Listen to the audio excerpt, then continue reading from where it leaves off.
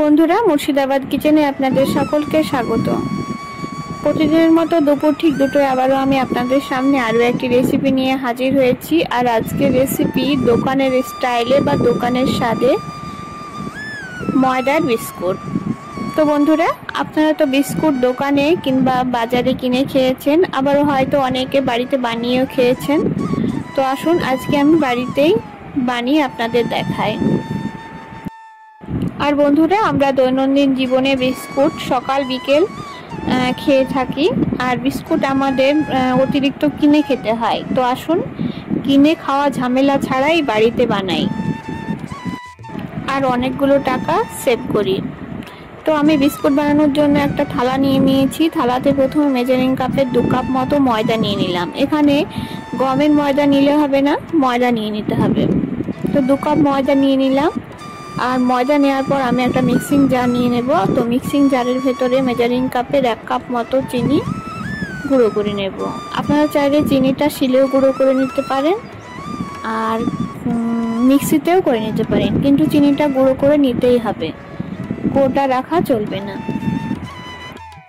আর বন্ধুরা, আমার ভিডিওটি আপনারা যারা দেখছেন তারা যদি আমার চ্যানেলের নতুন বন্ধু হয়ে থাকেন তো আমার চ্যানেলটিকে সাবস্ক্রাইব করে দেওয়ার জন্য অনুরোধ রইল। তো চিনিটা গুঁড়ো করে নেওয়ার পর আমি অর্ধেকটা মতো চিনি ময়দার মধ্যে দিয়ে দিলাম, আর বাকিটা আমি পরে নিয়ে নেব। তো আপনারা চাইলে বেশিও চিনি ব্যবহার করতে পারেন, আবার কমও চিনি ব্যবহার করতে পারেন।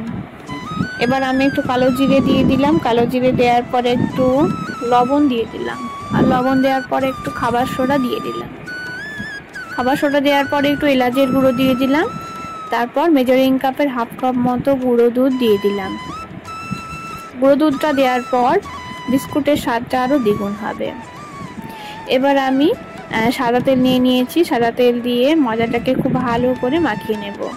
মাখিয়ে নেওয়ার আগে আমি শুকনো উপকরণগুলোকে হাত দিয়ে এইভাবে মাখিয়ে নিচ্ছি। তো এইভাবে মাখিয়ে নেবেন। তারপর তেল দিয়ে ময়দার ডোটা বানিয়ে নেবেন। এখানে কোনো রকমের জল ব্যবহার করা চলবে না, শুধু তেল দিয়েই ময়দাটাকে মাখিয়ে নিতে হবে। আপনারা চাইলে এখানে একটু ঘিও দিতে পারেন, কিন্তু আমি এখানে কোনো রকম ঘি ব্যবহার করিনি। সাদা তেল দিয়েই ময়দার ডোটাকে মাখিয়ে নিলাম। তো দেখতে পাচ্ছেন ময়দার ডোটা আমার মাখিয়ে নেওয়া হয়ে গেছে।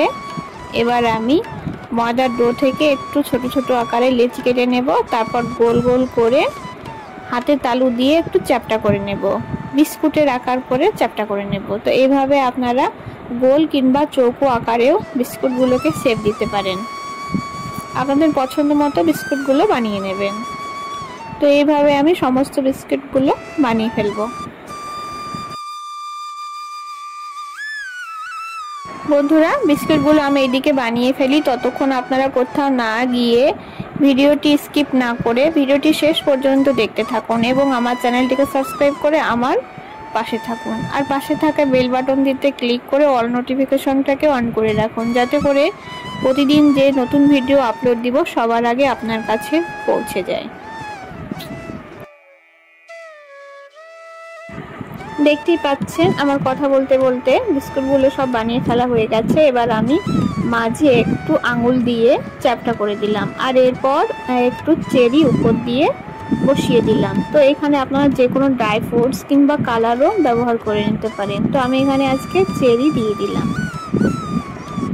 আর চেরিটা দেওয়ার পর বিস্কুটগুলো দেখতে কতটা সুন্দর লাগছে আপনারা দেখেই বুঝতে পারছেন। তো এবার আমি একটা থালা নিয়ে নিয়েছি। থালাতে প্রথমে সাদা তেল নিয়ে নিলাম। সাদা তেলটাকে প্রথমে ব্রাশ দিয়ে তেলটা থালায় ব্রাশ করে নিচ্ছি। আর ব্রাশ করে নেওয়ার পর একটা কাগজ নিয়ে নিয়েছি, যে কোনো কাগজ আপনারা নিতে পারেন। তো আমি এখানে খবরের কাগজ নিয়ে নিয়েছি। তারপর কাগজের ওপর আবারও আমি একটু তেল ব্রাশ করে দিলাম। এরপর এর ওপরে বিস্কুটগুলোকে পরপর সাজিয়ে দেব। তো পরপর সাজিয়ে কড়াইতে বিস্কুটগুলো আমি বানিয়ে ফেলবো। আর এই বিস্কুটগুলো বানাতে বেশি সময় লাগে না। আপনারা চা বানাতে বানাতে বিস্কুটগুলো বানিয়ে ফেলতে পারবেন, খুব কম সময়েই আপনারা বানিয়ে ফেলতে পারবেন। এবার আমি গ্যাসের চুলায় একটা কড়াই বসিয়ে দিয়েছি, আর কড়াইটাকে প্রথমে একটু গরম করে নেব। গরম করে নেওয়ার পর কড়াইতে আমি প্রথম একটা স্ট্যান্ড দিয়ে দিলাম, স্ট্যান্ডের ওপরে থালাটা বসিয়ে দিলাম। তারপর কড়াইয়ের ঢাকনাটা খুব ভালো করে লাগিয়ে দিলাম। তো এইভাবে আমি 20 মিনিট মতো বা 15 মিনিট মতো অপেক্ষা করব। আমি 20 মিনিট পর বিস্কুটগুলো দেখে নিচ্ছি। তো বিস্কুটগুলো প্রায় হয়ে এসেছে, আর বিস্কুটগুলো একটু নরম আছে। তো কোনো ব্যাপার না, নামিয়ে নিলে একটু ঠান্ডা করে নিতে হবে, তারপর বিস্কুটগুলো শক্ত হয়ে যাবে। বন্ধুরা, আপনারা দেখতেই পাচ্ছেন বিস্কুটগুলো কতটা শক্ত হয়েছে, আওয়াজ শুনেই নিশ্চয়ই বুঝতে পারছেন।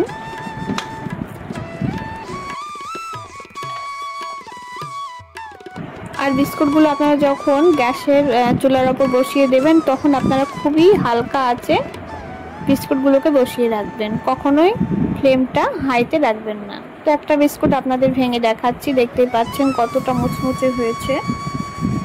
তো এইরকম বিস্কুট যদি আপনাদের ভালো লাগে তো বাড়িতে একবার হলেও বানিয়ে দেখবেন, আর খেতে কেমন হয়েছে অবশ্যই কমেন্টে জানাবেন।